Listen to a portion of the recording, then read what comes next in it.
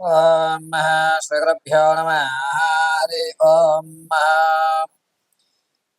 అఘోరేభ్యో తఘోరేభ్యో ఘోరఘోరతరేభ్యః సర్వేభ్యో సర్వేభ్యో నమస్తే అస్తూర్ధ్రరూపేభ్యః సర్వం పరమేశ్వరార్పణమస్తు.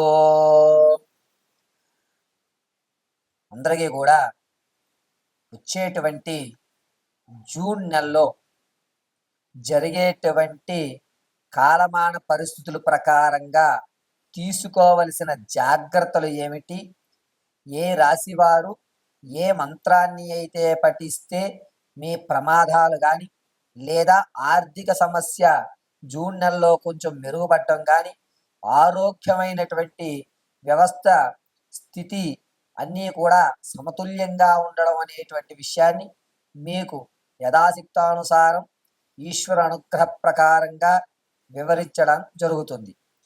ఇందులో కేవలము జూన్ నెల మాత్రమే మీకు రెమెడీలు అనేటువంటివి చెప్పడం జరుగుతుంది. ఏ రాశివారు ఏ దేవతారాధన చేయాలి, ఏ పుష్పాలతో పూజ చేయాలి, ఏ బీజాక్షరాన్ని పఠిస్తే గనక వారి కోరికలు తీరుతాయి అనేటువంటి విషయాన్ని అంతటినీ కూడా వివరణగా చక్కగా ఏ రాశికి వారికి విడివిడిగా చెప్పడం జరుగుతుంది.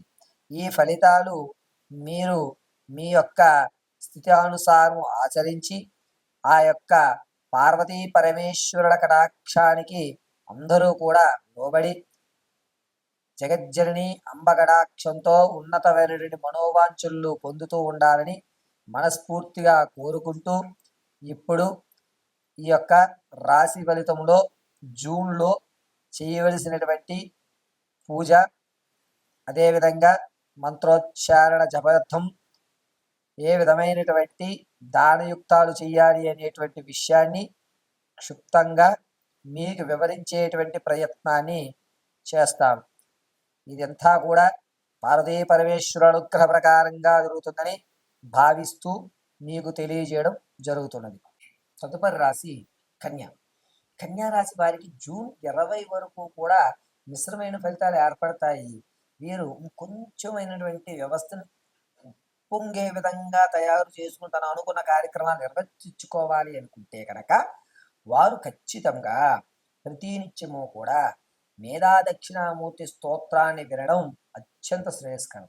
అంతేకాకుండా గర్భిణీ స్త్రీలు, వివాహం కావలసిన వారు, అదేవిధంగా సంతానానికి తాహం పడుతున్న వారు ఎవరైతే ఉంటారో వీరు ప్రతి నిత్యము కూడా ఒక ఎండు ఖర్జూరంలో కాస్త నీరు పోసుకుని మేధా దక్షిణామూర్తి స్తోత్రం పూర్తయ్యేంత వరకు ఎడమ చేతిలో పళ్ళెం పెట్టుకుని కుడి చేతిలో చెయ్యి వేసి మేధా దక్షిణామూర్తి స్తోత్రం పూర్తయిన తర్వాత ఆ ఖర్జూరాన్ని కళ్ళగత్తుకుని స్వీకరించడం వల్ల మీ కోరిక అనేటువంటి తీరుతుంది.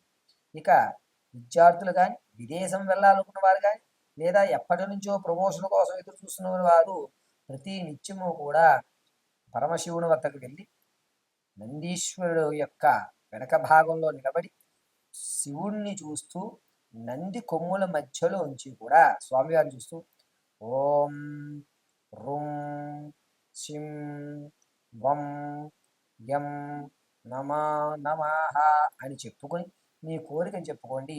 జూన్ 20లోగా మీ పని ఖచ్చితంగా పూర్తవుతుంది.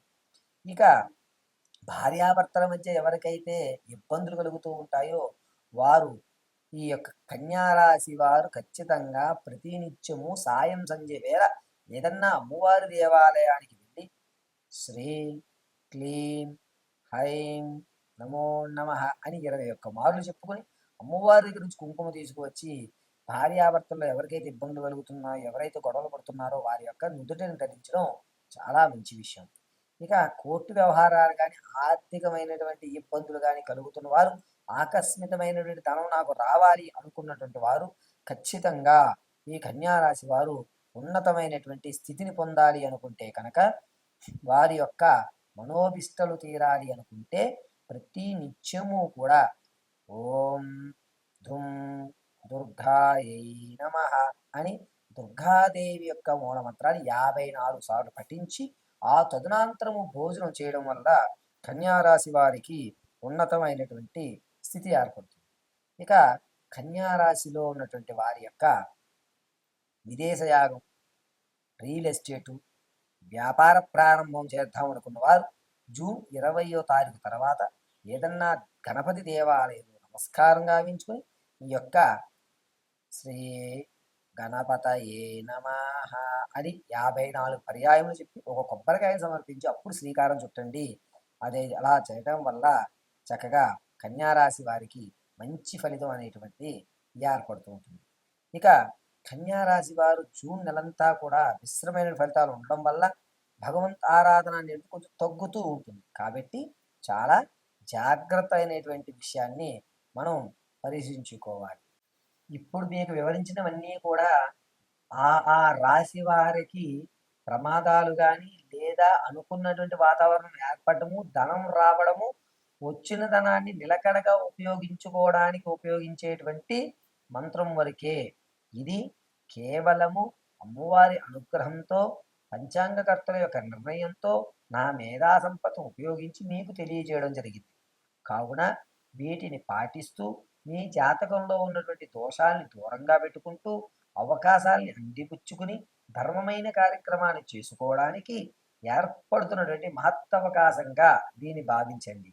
ప్రతి నెల కూడా స్థితి గతి రెండూ మారుతూ ఉండడం వల్ల ప్రతి నెల కూడా మీకు ఏ రెమెడీ అంటే ఏ మంత్రం చదివితే ఏ ఫలితం వస్తుంది, ఎందుకని ఈ మంత్రాన్ని మనం ఇప్పుడు ఎందుకు చదువుకోవాలి, ఎక్కడ మనం తక్కువ ఖర్చుతో అయ్యేటువంటి రెమెడీలు అంటే యజ్ఞ యాగాది వ్రతాలు హోమాలు కాకుండా తక్కువగా అంటే గ్రాసం ఎవరికి ఆవుకి కానీ లేదా మేకలకు కానీ చీమలకు కానీ చేపలకు కానీ మొక్కలకు కానీ ఏ విధమైనటువంటి దానం చేయడం వల్ల ఏ ఫలితాలు మనం అంతుపుచ్చుకుంటాము అనేటువంటి విషయాన్ని ఇదే విధంగా చక్కగా క్షుణ్ణంగా మీ అందరికి కూడా వివరించిస్తాను.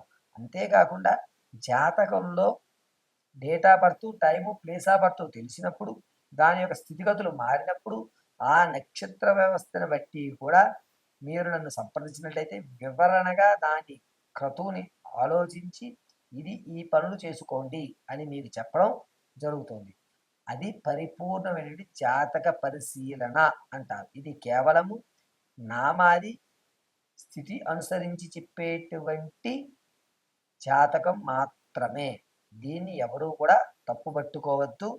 Date of birth, time, place of birth, నక్షత్రాలు అన్నీ తెలిసిన వారు ఖచ్చితంగా మీ స్థితిలన్నీ పరిపూర్తిగా తెలుసుకుని